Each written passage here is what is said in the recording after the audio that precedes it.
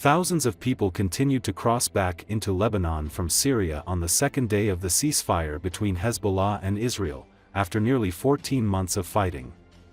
At the Jousieh border crossing in the Qusair area of Syria's Homs province, on Lebanon's northeastern border, bumper-to-bumper cars lined up waiting to be cleared for crossing. All 4 lanes were occupied by cars making their way into Lebanon, forcing those wishing to cross into Syria to navigate off-road paths. "We have been in Syria since September 23rd, we had to leave our jobs, our homes and our loved ones because of the war," said 54-year-old Hasan Fliti. The dairy shop owner is now going back to Lebanon with his wife and 2 children. "I am happy that there is a ceasefire and there is no more destruction. You are not afraid anymore of the airstrikes to hit." Out of the 6 border crossings between Lebanon and Syria, only 2 functioning crossings remain between the countries, which share a border 375 kilometers long. Families packed into vehicles with suitcases, mattresses and blankets. Children clutched backpacks, some wrapped in blankets, as they made their way back to Lebanon. The mood was mixed with relief and sorrow, as many returnees faced the grim reality of returning to their homes that might be destroyed. Among those returning was Fatima Abbas, who had sought refuge within Syria. "The return is bittersweet. It is best feeling, but at the same time there is mix of feelings of happiness and sadness. There is a pang in my heart for the Sayed and the martyrs who are gone, but thank God, we are happy for the victory, and we also pray for our brothers in Gaza for victory as well." On the first day of the ceasefire, more than 2,000 people crossed into Lebanon, a Syrian security official at the Jousieh border told the Associated Press. On Wednesday, more than 4,000 crossed back into Lebanon and the number continues to rise.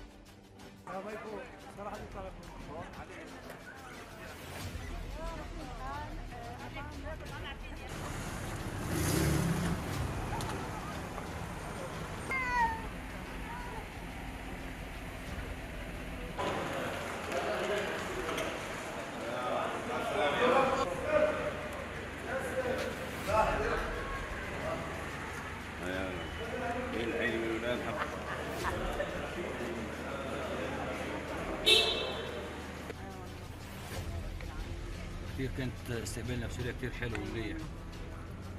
ما حدا زعجنا. هويات الاسامي بس خليها في الضغط. وين هويات؟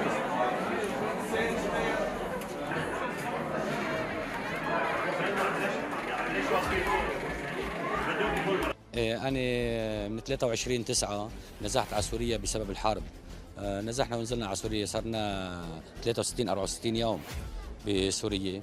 تركنا شغلنا وتركنا أعمالنا وتركنا بيوتنا كرمة الحرب والعدو الغاشم، وكنا نشتغل، يعني كنا نشتغل محلات قلبين وأجبين وتجارة. توقف شغلنا، صرنا شهرين وشوي موقف شغلنا.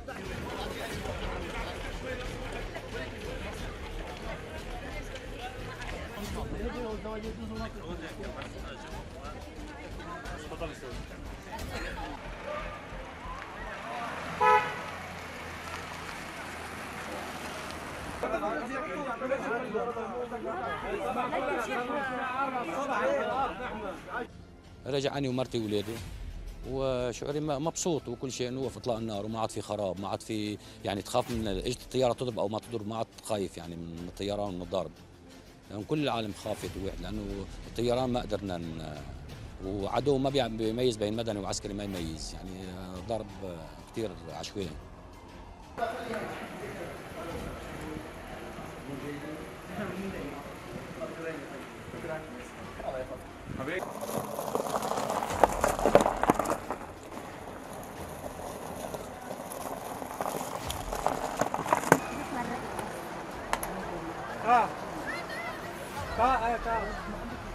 شعور بالفخر وبالعزة وبالنصر، شعور بالامتنان للشهداء وللجرحى وللمقاومة، يعني أحلى شعور، وبنفس الوقت مزيج حزن وفرح مع بعض. يعني في غصة بالقلب على سماحة السيد وعلى الشهداء اللي راحوا، بس الحمد لله رب العالمين نحن فرحانين بالنصر، وبندعي لأخواننا بغزة كمان الله ينصرهم.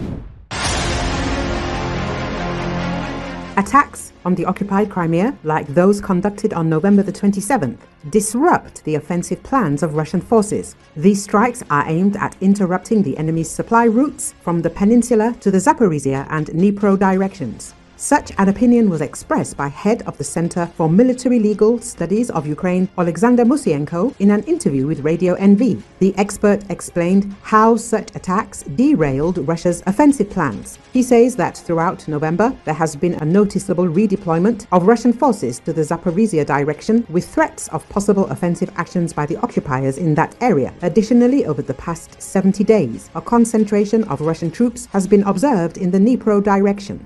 Therefore, to prevent and partially disrupt the enemy's logistics and to interrupt supplies from the occupied Crimea to the Zaporizhia and Dnipro directions, I think these strikes are being carried out. There is a logical explanation for this, Musienko explained. According to him, if strikes are not carried out on certain airfields for an extended period, the Russians begin to use them again. Moreover, the enemy has increasingly relied on airfield networks to transfer troops due to significant losses and to move missiles for air defense systems. From time to time, military transport planes arrive in Crimea, transporting, among other things, personnel when reinforcements are urgently needed. If you are talking about the east, Donetsk region, as well as the southern and Zaporizhia directions, it is very common for operational reinforcements used by the enemy in assaults to arrive by plane. Most often, this personnel is distributed directly to the front from Rostov-on-Don, the occupied Crimea and partially Voronezh, the expert said. He adds that the tempo of Russian military operations now requires constant replenishment. This is why such strikes are carried out, including on targets in Crimea, to disrupt the enemy's plans and hinder its logistics. Recall, Ukrainian forces continue to leverage Western-provided weapons to conduct strikes using more complex strike packages against military objects in Russia's deep rear. Russian and local Crimean sources claimed that Ukrainian forces conducted a complex drone and missile strike against occupied Sevastopol on November the 27th, reportedly using Neptune anti-ship missiles, modified S-200 air defense missiles, unspecified ballistic missiles, Western-provided Storm Shadow missiles, and 40 strike drones. The Russian Ministry of Defense claimed that Russian forces intercepted 25 Ukrainian drones over occupied Crimea and the Black Sea. Russian sources claimed that Ukrainian forces targeted the Nakhimov Higher Naval School in occupied Sevastopol and the nearby Belbek airfield.